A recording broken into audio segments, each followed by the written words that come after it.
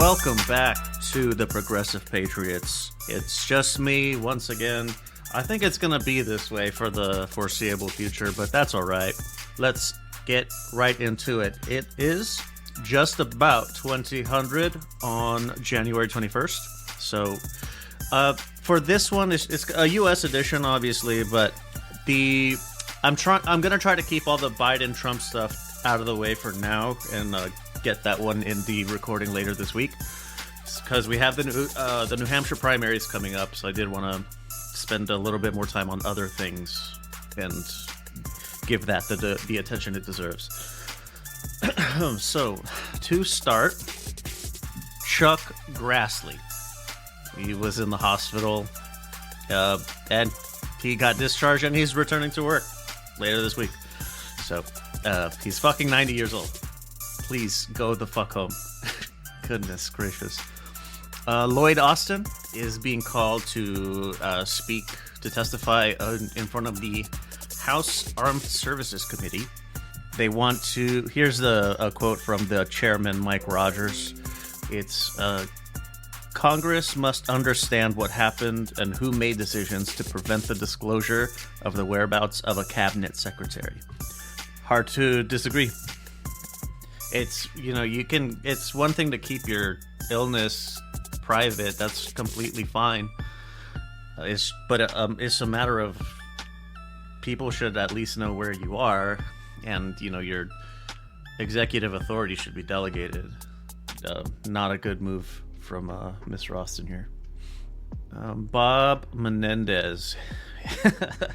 His wife, Nadine Menendez, is trying to split her case away from her husband's, like the corruption and all the rest of it, acting as a agent of a foreign government or whatever the fuck the terminology is. But the rationale that Mrs. Menendez's lawyers put out was that by separating them, it's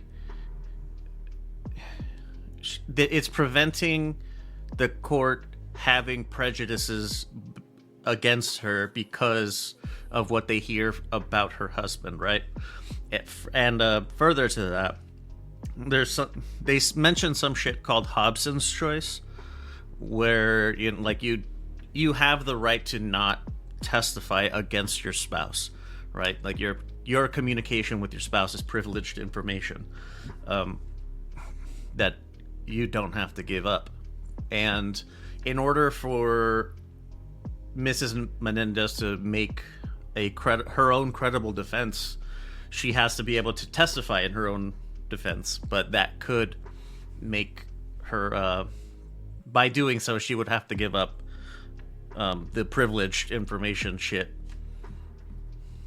I'm not sure why they wouldn't just ask them questions, the same kind of questions they would have if it was a joint trial. But then again, I'm not a lawyer, so what the hell do I know? All right, moving down. We'll get to the 2024 campaign in a bit. I've been kind of combining segments here. This one is police and criminal justice reform.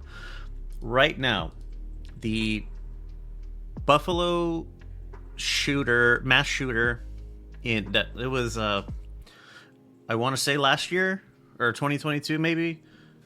It was May of 2022 when this little fuckface walked into a grocery store, decided to start killing people because he's a piece of shit. So the Department of Justice is seeking the death penalty against the shooter. So what this is, I think this is one of those instances where for someone like me, I adamantly oppose capital punishment.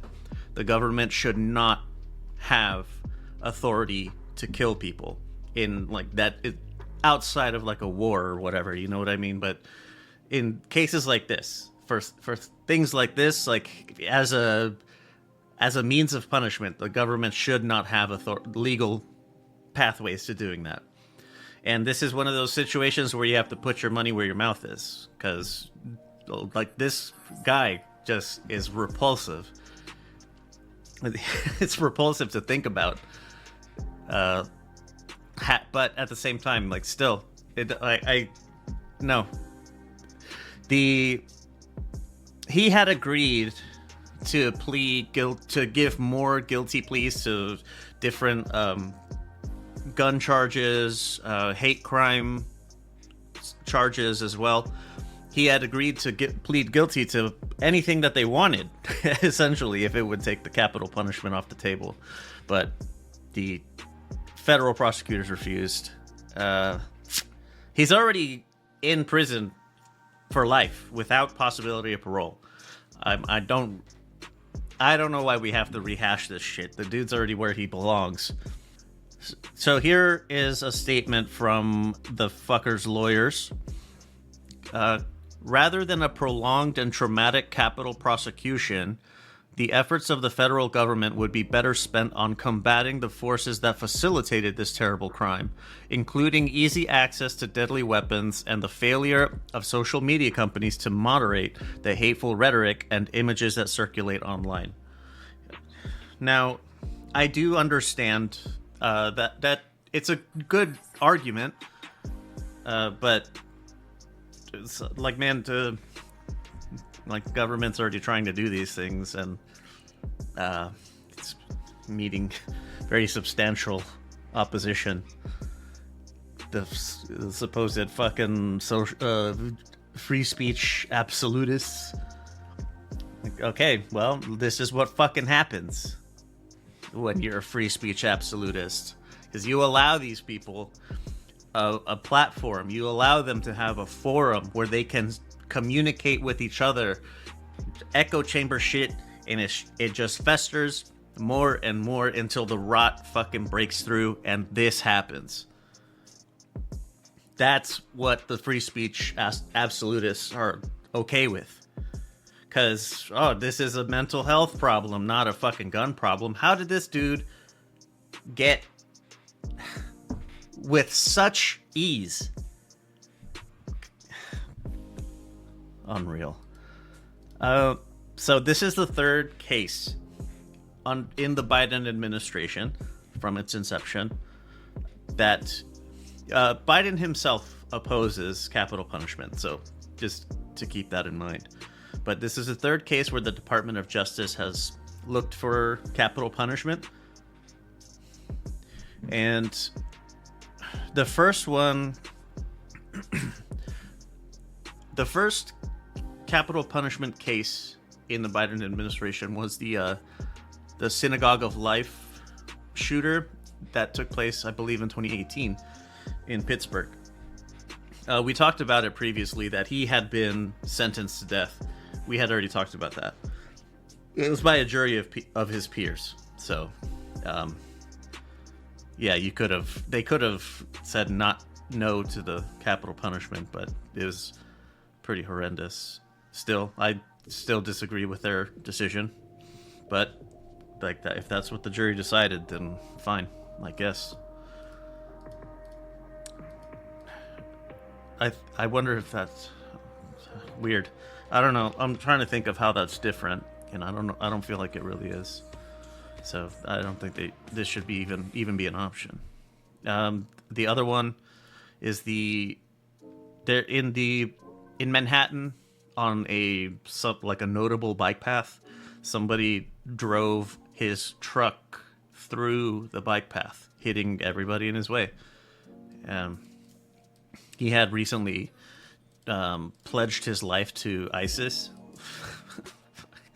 and a deadlocked jury, so they could not decide. He's still he's in prison for sure, but they just couldn't decide on whether or not to capital punishment. And now here's a man whose mother was killed by the Buffalo shooter, right? And my condolences, my heart goes out to him. I fully agree with what I'm about to say. This is his words. I don't wish the death penalty on you. I wish they keep you alive so you have to suffer with the thought of what you did for the rest of your life. That's right on the money, Mr. Jones. I agree with you completely. Right. So we had talked about the last time about the guy in Alabama who was on death row, had survived a previous attempt at capital punishment, at execution.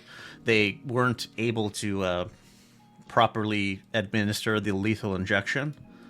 So now they're moving ahead with asphyxiation by nitrogen.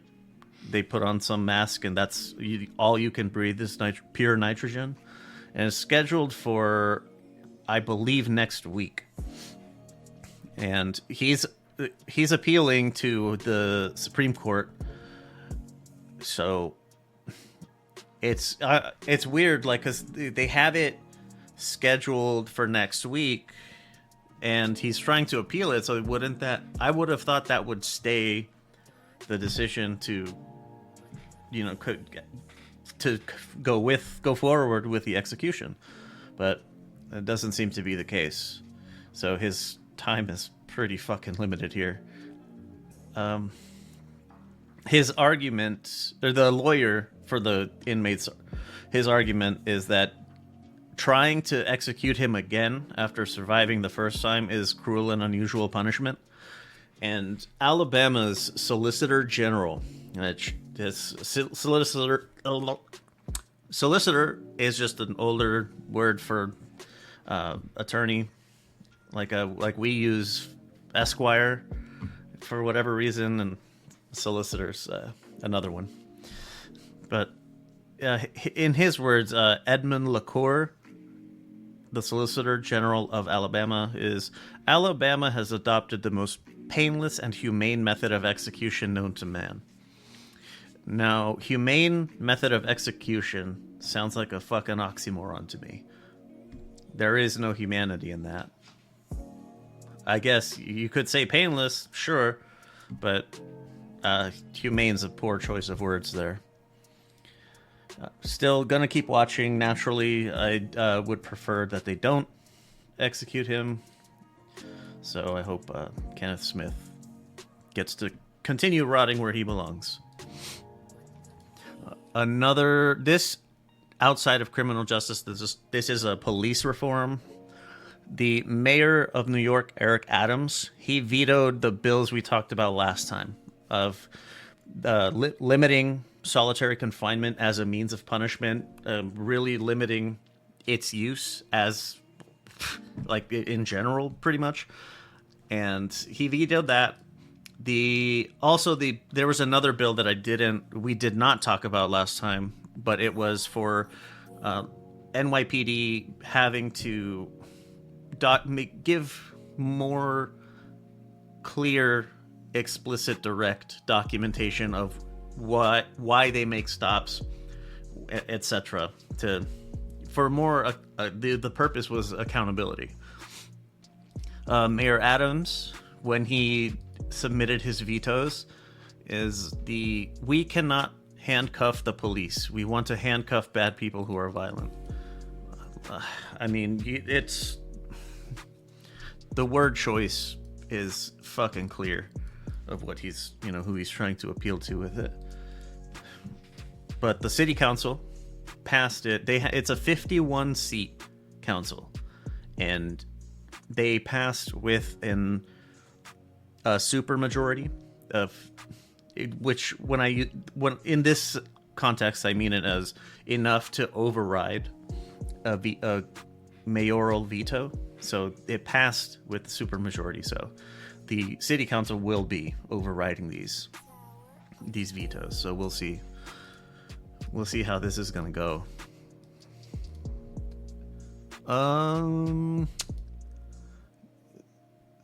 Gun violence stuff. In 2022 in Colorado Springs at Club Q, maybe you remember, it's a LGBT club, and this person went and started shooting up the place. So he was sentenced. He's sentenced to life without parole. 74 charges that will add up to multiple concurrent life sentences, and then the others, the consecutive sentences, add up to 190 years. So, yeah, he's not going anywhere. So some of the things some of the extra charges, or some of the higher charges, were like hate crime stuff, like the same things that I mentioned about that Buffalo fuckface. This particular fuckface is he said he was, well, right, the shooter said they were targeting because of the actual and perceived sexual orientation and gender identity of the patrons. So I kind of stopped when I said he said, because the shooter has since come out saying that they identify as a non-binary person. And to me, that feels like they're really slapping the victims, the LGBT community at large, right in the fucking face again. First of all, I'm going to your club to kill all of you. Oh, by the way, I'm one of you. Like, dog, you could have left your fucking gun at home and gone to the club where everybody would love you and embrace you exactly how you are. You piece of shit. This little... I identify as non-binary.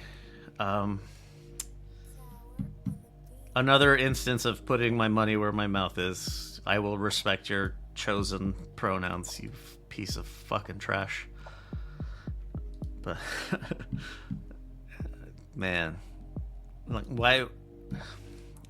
Whatever. He's gonna have to sit and stew about how you walked into a place that would have accepted you exactly the way you want to be accepted, and you decided to kill them instead.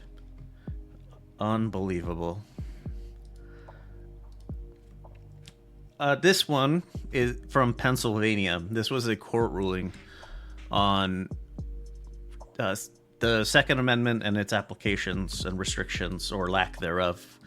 And so there was a state law that bans 18, 19, and 20-year-olds from carrying firearms in public during states of emergency. And the Third Circuit Court of Appeals ruled, it's three judge panel, 2-1, obviously. The dissenting judge said that the Second Amendment doesn't cover people under 21. That is just the dumbest fucking thing I've ever heard. Like, as much as I agree with what they're trying to do here, like, this is just a case of trying to prevent another situation like that piece of fucking garbage, Kyle Rittenhouse, and all his little cocksucking defenders, like, oh, it's not illegal to go into a riot with a fucking assault rifle. Yes, you're right, it's not. How on earth, though, is that not? You are premeditating. You are creating the circumstances required for you to have justification to kill people. You are premeditating all of the circumstances for that to be the case. You're going into a situation where tensions, possibly physical conflict, is very high. You're going in with an assault rifle, and you're threatening people. You're not doing anything, but you're really menacing people. And then you want to fucking blubber when you take the stand. Maybe next time, don't go to a fucking active riot with an assault rifle. And all these, like, is that illegal? No, it's not. But I am beyond certain that if,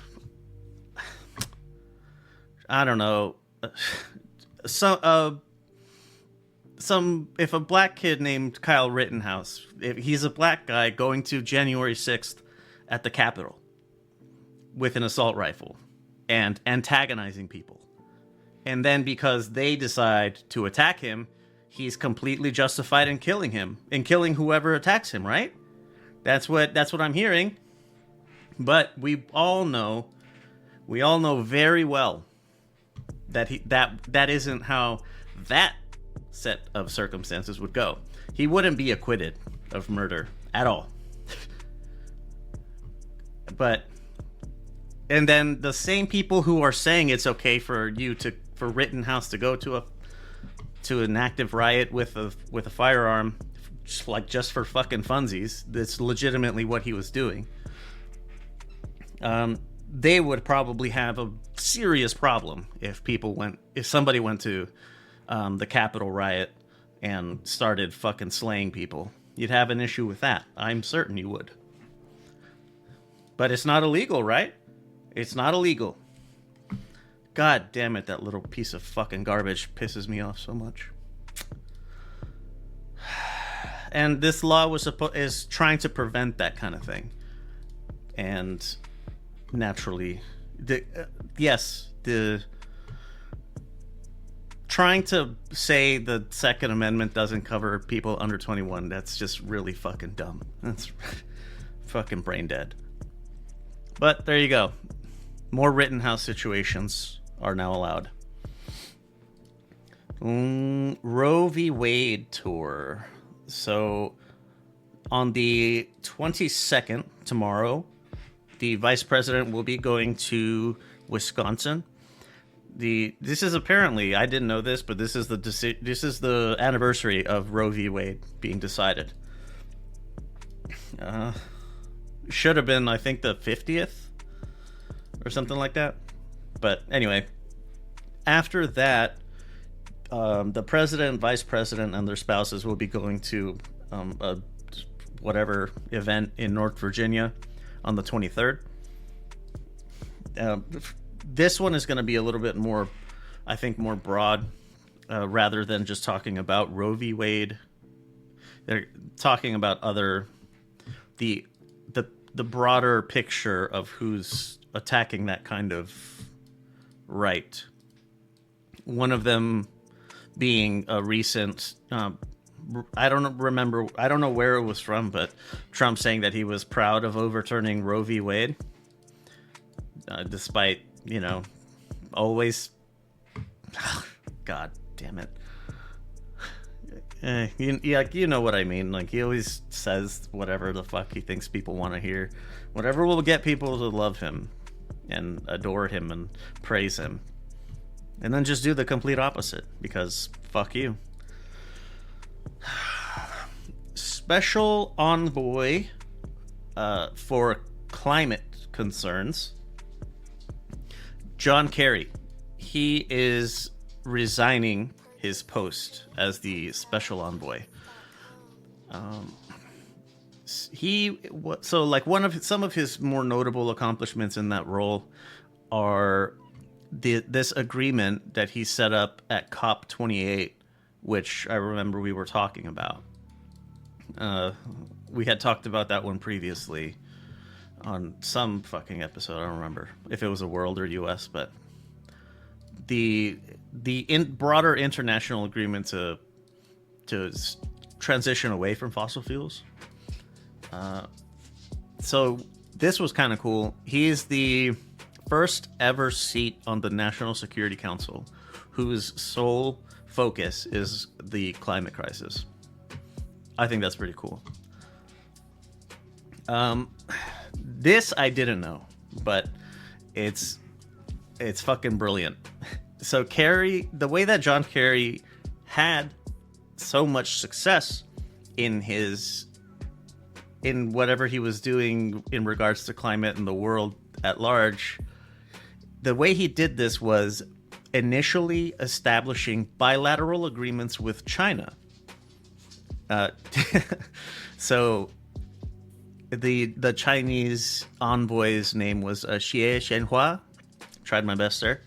But the idea was, if they would agree on the foundational terms, they being the two strongest economies, there's nobody.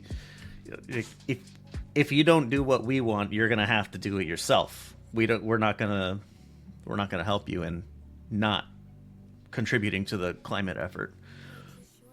So that was pretty cool. So Xie resigned as well. This John Kerry's 80.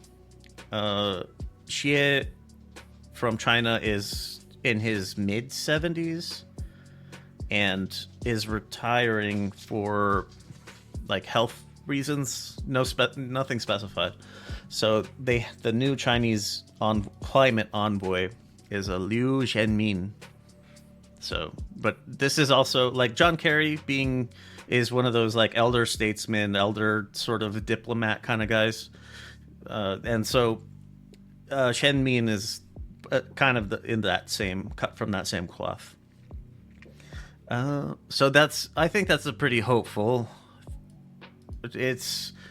I'm hopeful that whoever picks up the seat of climate envoy for the U.S. continues to try to follow in that method, because it's fucking working. It was working, so that's pretty cool. Now, the reason that Kerry is resigning is because of the Hatch Act, which prohibits federal employees from participating in elections in any capacity, and Special Envoy falls under that category. And he's insisting on helping the Biden campaign because a lot of the very international climate commitments that we've made, fantastic commitments, have been by his doing with the license of Biden sending him to do it. So he wants to go around and sing the praises of the Biden administration's accomplishments. So he gave but it's something that's weird that I'm not so certain about, that I would love to hear your thoughts on, is that John Kerry he was at the most recent the World Economic Forum that happens in Davos, where all the that's like where the Illuminati go to meet, pretty much, like in the open. He gave his assurances that the U.S. will remain committed and continue projects that advance new renewable energy technologies, even if Biden loses the re-election. And that's the thing that I'm a bit shaky on. So his one way that he put it is, this economic revolution is underway, and it's much bigger than any politician, any one person. That's the fucking crux right there, man. What if that one person just loves the smell of their own farts? What do we do then? What do we do? How is it bigger than any politician when that particular politician has the most insanely massive ego? How does that still continue? Let's some other words of his from Davos is, this is going to be one of the reasons I want my voice back. To be able to go out and be involved is because this issue is a voting issue. So like I said, he wants to be back on the campaign trail. He wants to talk up his own achievements, which very much deserved, because it is important. If I didn't already know these things, that would really sway me in Biden's direction, if I didn't already know. Because that's one of my top, I guess top 3 issues. John Kerry, on that bit about the economic revolution being underway, and it's bigger than any politician, bigger than any one person. So here he also said this. They know what they're doing. Do you think those CEOs are going to say, oh my God, they just elected a new president, let's go back and build internal combustion engine cars? Not on your life. Not happening. In a sense, to an extent, I agree with that. CEOs, yes, will continue to do whatever's going to make them more money. There's no fucking woke nothing. CEOs, corporations do not see things in terms of what is woke, what is not, or what is anti-woke. That's not how they work. They operate purely on profit. That's it. I don't understand how fucking morons still think like Target selling Pride stuff in June. Oh, Target's going, what? No, you fucking idiot. They are selling stuff they know their customers are going to buy. God, how fucking dumb how can you be so fucking dense? So yes, CEOs are going to continue selling shit. The public consciousness is shifting in that direction. It's shifting into thinking in terms of green energy and renewable energy technology development and that kind of stuff. Like, yes, the fucking idiots like Vivek Ramaswamy. He wrote a book called Woke Inc. And I would very much appreciate the opportunity to smack him in his fucking mouth. Because he's a moron. But so while people like him who just I honestly think he's just trying to score political points by saying shit like that. And the rubes just follow that type of shit because the person they like is saying that it's the way, whatever way. So, you know, if Trump fucking, God forbid, if he were to win office and if he were to start saying like, yeah, you know, this renewable shit's actually a really good idea. We should definitely keep doing this.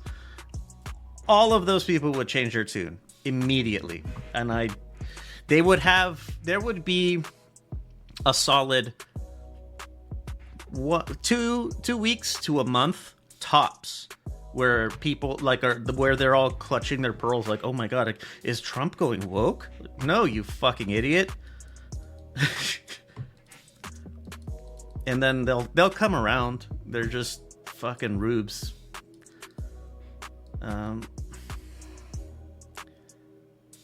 So while I know that CEOs are going to continue I expect they'll continue their commitments to electric cars and things like that, and certain projects I think will continue to their conclusions.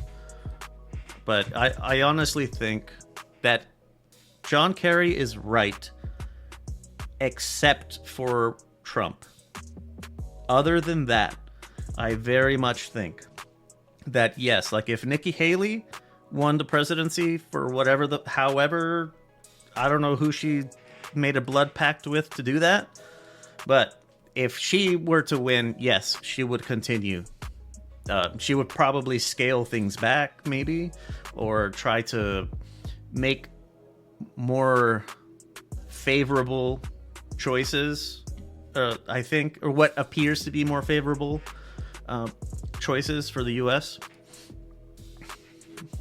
But I think would Ron DeSantis do that?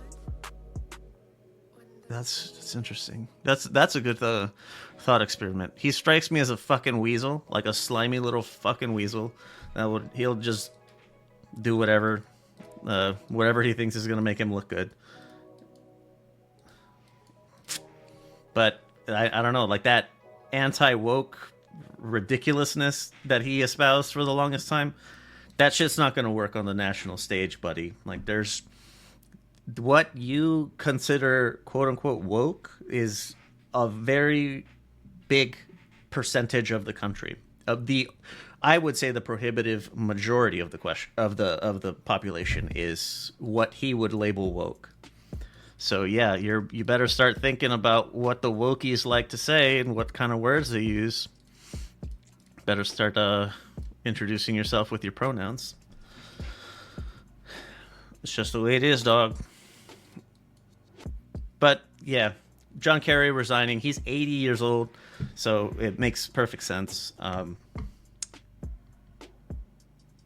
I think after the campaign, I was kind of thinking as I was reading up on this, could it be that what John Kerry does is he resigns from this post to help the campaign, and then when Biden wins re-election, then he just takes the seat back. This gets put right back into it, but he didn't. That was one thing that people had asked is, well, like, what are you going to do after the campaign, win or lose? What are you going to do? And he had mentioned not being certain, not having any idea of what. So he did mention that regardless of whether he returned to government or didn't, or became started operating as a private citizen, that he would still continue to work on the climate crisis and all that kind of stuff, which noble. All right. Now, speaking of renewable energy shit, so it's called the Western Solar Project, in which it was recently announced by the Biden administration. Solar energy farms, I guess, are going to be built up in 11 Western states, in an area comprising of 22 million plus acres. It's going to be originally the federal lands that are going to be used for this project were earmarked by the Obama administration. So those were in Arizona, California, Colorado, Nevada, New Mexico, and Utah. It was expanded by Biden's crew to include Idaho, Montana, Oregon, Washington, and Wyoming. So it sounds like everybody's on the boat, and I really, really hope that Montana, Wyoming, Idaho, I really hope, and I guess Arizona too, that as these projects are coming into play and commerce picks up because of these projects, I hope you remember who your fucking daddy is. I know they won't, but I can hope. The project sites that, after we're nearing the conclusion of everything, the plan's going to be finalized by the end Q4 of this year. On April 18th, it's going to be open to public comment. I expect a lot of big businesses are going to get the chance to speak more than any of us could, but still. So at the conclusion of the land survey that they did of these federal lands, it was naturally these things are going to, like the solar farms, wind farms, or solar farms, like wind is a different project, but the solar farms are going to be built by transmission lines, overground or otherwise. It makes perfect sense. But of the federal lands, 126 million acres were excluded from the project because they are critical wildlife habitats. It's kind of a mouthful, but makes sense. If endangered wildlife lives there, whatever vital to the local ecosystem lives there, perfect. I love it. Historical significance is, yes, I think this one is, you remember a while ago, Biden, near, this huge area near the Grand Canyon, where Biden designated the area like a preserve for Native Americans, and that was to prevent, I think it was uranium mining. So I think that might be one of the situations where historical significance comes into play. And old growth forests is another cool one, I think. And recreation sites figures. But yeah, that project is underway, or is about to get underway. So buckle up. That might be oh, I should have looked, but yeah, I'll do it on the world one. I'll mention it. How are we doing on time? We're good. All right. So there, and another one is there's a liquefied natural gas exportation project that is coming up for decision in Louisiana, and it's coming up in the next few weeks. The public pressure is from environmental groups, no shit, like, but it's the angle they're taking is like, how are we making all these climate commitments or carbon footprint reduction commitments and then exporting gas, natural gas? How the fuck does that work? But the business pressure is coming from Asia and European energy companies. Obviously, the Europeans, without being able to purchase from Russia, they're kind of in need here. So, but yeah, one thing, comment from a spokesperson for the White House said that the president's probably going to hold back on issuing exportation licenses for this situation until after the election. So he'll decide later, which my thinking is he's going to wait until if he wins, then he'll issue them then. If he doesn't win, then blame it on Trump, who will issue them. Oh, man. One more thing before we get to the campaign. In New York, I have this listed in my little healthcare and education reform section because, so Jordan Neely is a 30-year-old man. He's homeless, and he's black in New York. He was killed by another passenger on the subway a while back. I have it. I put here SH said. Like, those aren't his initials. It's a shithead. He said he was defending himself and other passengers. But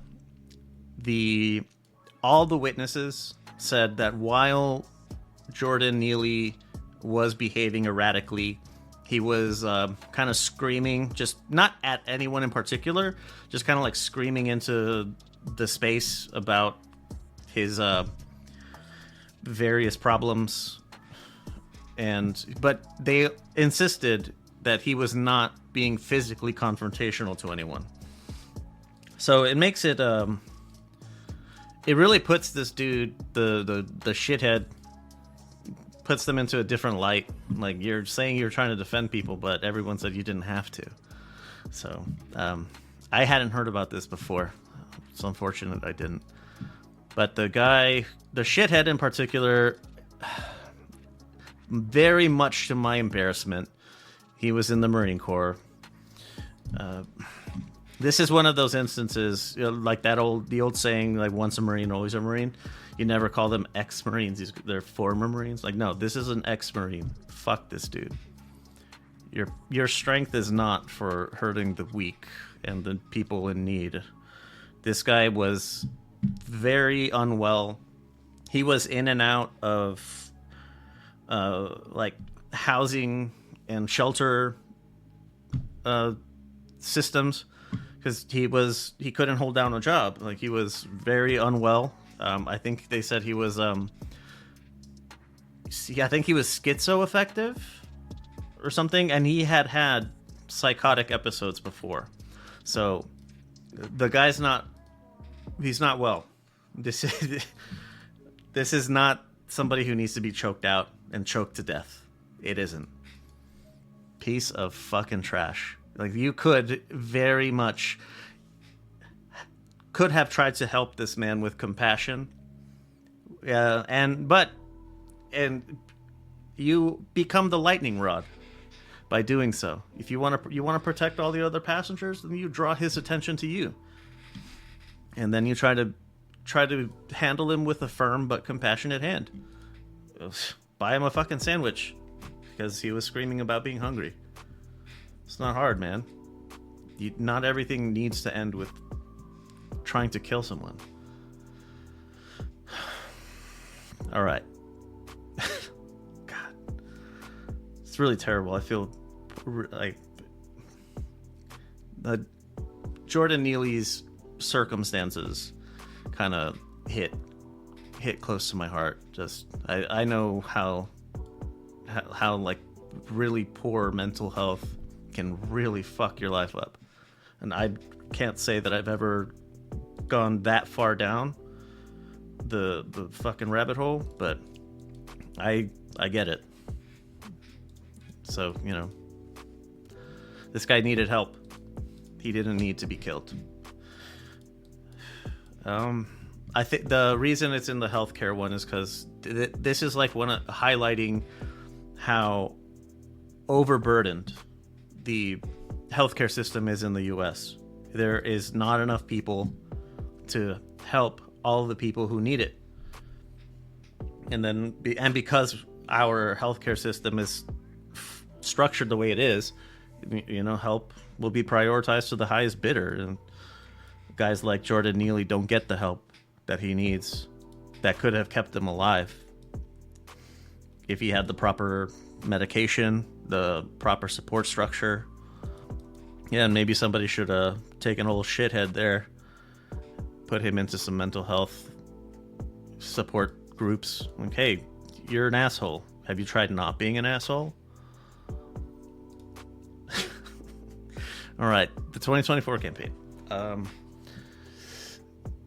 All I really got, I don't know why I held it off so long, but Chris Christie on the 10th, which was the last time I recorded, Chris Christie suspends his campaign. His final parting words was, I'm going to make sure that in no way do I enable Donald Trump ever be president of the United States again, and that's more important than my own personal ambition. Too little, too late, dog. Like, you had the chance, and you were on his transition team in 2016. Piece of fucking shit. Vivek Ramaswamy suspended his campaign on the 15th. He endorsed Trump immediately. Ron DeSantis suspends his campaign earlier today, and he endorsed Trump immediately. Yeah. Fucking pussy.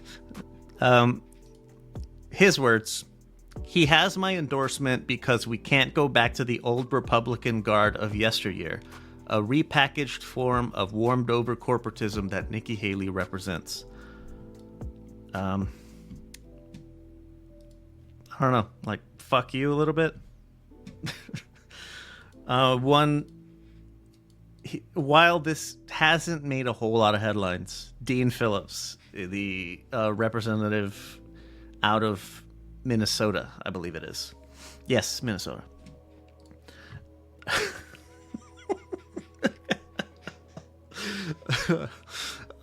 Ahead of... This guy's a fucking clown. I'm sorry.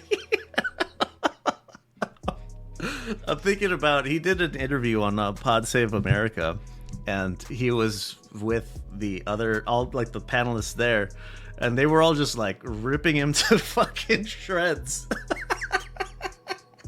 And he had no arguments in return, just saying oh, well, I expected you guys to be hostile and stuff like that. Yeah, you fucking weasel. You are distracting from a much more important thing that needs to happen. So he's ahead of the New Hampshire primary. He has started referring, he's not holding back anymore. He's calling Biden unelectable, weak, frail, fucking old, that type of stuff.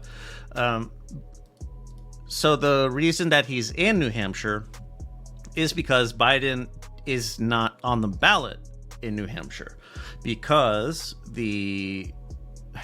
while the New Hampshire primary is first on the calendar, the Democratic National Convention or Committee, whatever, recognizes South Carolina as the first primary. They made that move quite some time ago because they felt South Carolina was more representative of the greater United States, whereas New Hampshire, not so much. So Biden's not even on the ballot there.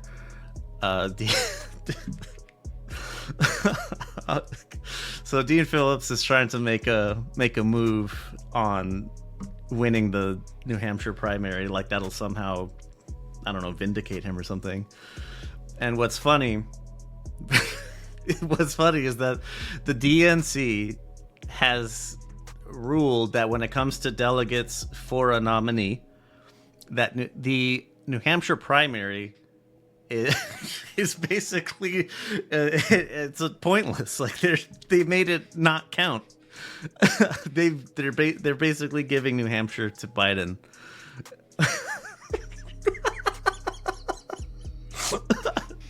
God damn it, that's so funny. Dean Phillips is a fucking clown, man. Good stuff. Good stuff. Keep on him, Dean.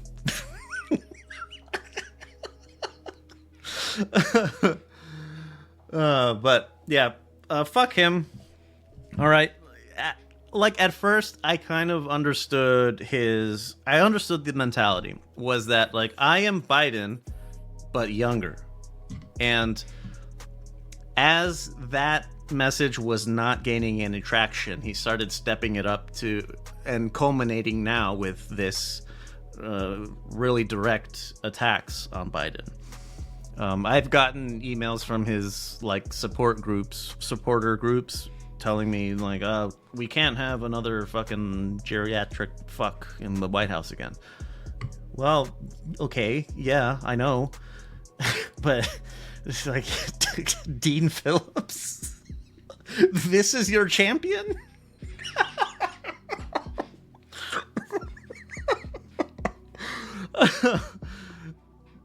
Man, anyone and everyone who's like worth their fucking salt that would run in the Democratic primary, that would have ran for this one, specifically opted out to help the re-election campaign. Gavin Newsom, Josh Shapiro, the governor of, I think, Whitmore, and then the one from Minnesota. Wow, I'm terrible. But yeah, that's what it is. All those people, and even Harris, if she wanted to, could have. She could have made a challenge there, but she didn't, because there's more important shit to do right now, dude. Sit down, shut the hell up. Nikki Haley will continue. She's been.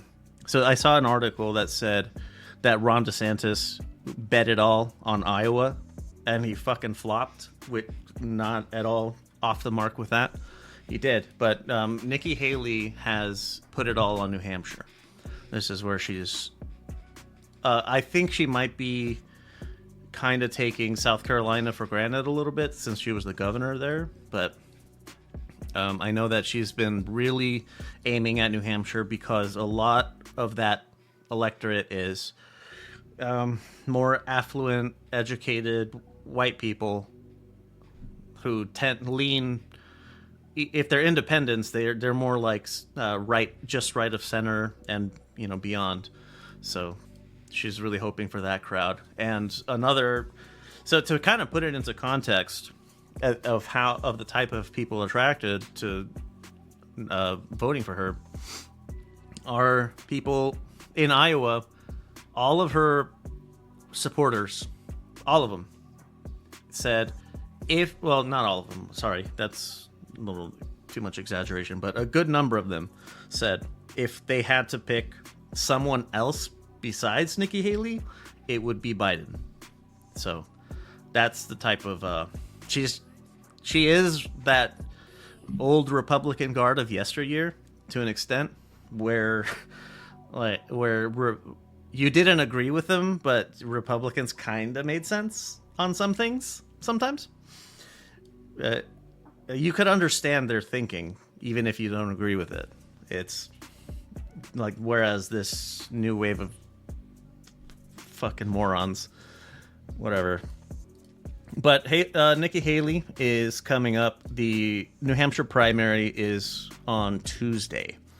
So I think if she doesn't do well there, she's going to drop, to the surprise of no one. But that's going to do it for this particular episode. I will be back in a few, just after. So on Wednesday, I'll be back to talk on the primary results, the fallout of that, and a lot of Biden and Trump news that I didn't get to today. And because there's quite a bit. A lot of it is the Trump fucking state ballot battles under, like, 14th Amendment battles. So I'll get to those later. Let me get us out of here with the old network shit. If you would like to hear more from me, from anyone, well, from me, because I'm on practically all these shows.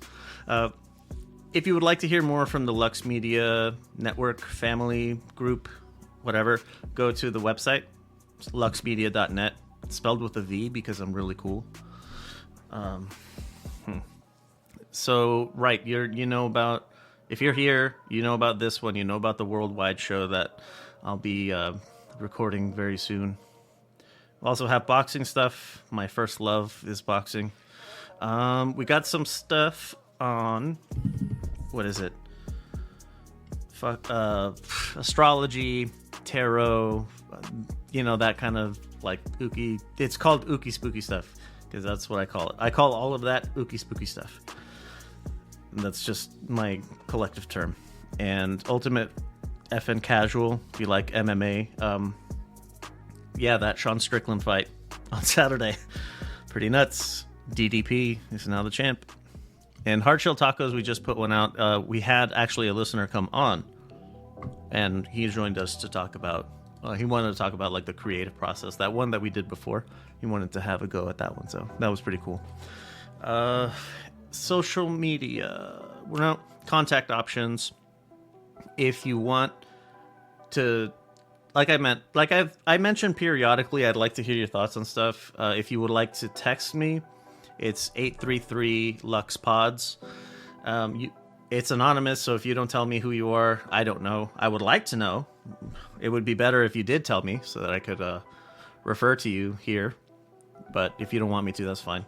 If you call the number, it goes straight to voicemail. And if you want, I can cut your audio into this so that people can hear you say things for yourself. If you want. No. So, social media. If you go... Sorry, got mixed up there. Social media stuff, LVX Media Net on everything. If you can't find us, we're not on it. Interacting with social media posts helps. The hopeful indirect result of interacting with social media posts is that it highlights the podcasts. But what helps the most is rating wherever you're listening. If you could please, that would be very much appreciated. Hit me with a $5. If you're not feeling a $5, you got my number. And text me and tell me why. Let me know what I can do better. I'm always open to constructive criticism. What else? There's so in the new year, it's starting to pick back up. There's this national group called Common Defense. It's a group of veterans like me if you're a veteran listening to this, you think this kind of similarly, like along the same lines anyway. So it's a great collective of that type of person who is trying to actively make a difference in our national discourse. So, Common Defense, if you want to take a look, it's lvx.at/cdef, lux.at/cdef. I think that's going to do it. Yep, that's going to do it. All right. Well, thank you very much for listening. And I will be back in a little bit to do the worldwide one. There is a lot. Holy fuck. That's what happens when you take more than a week off. God damn it. Well, I'll see you then. All right. See you on the next one. Thank you.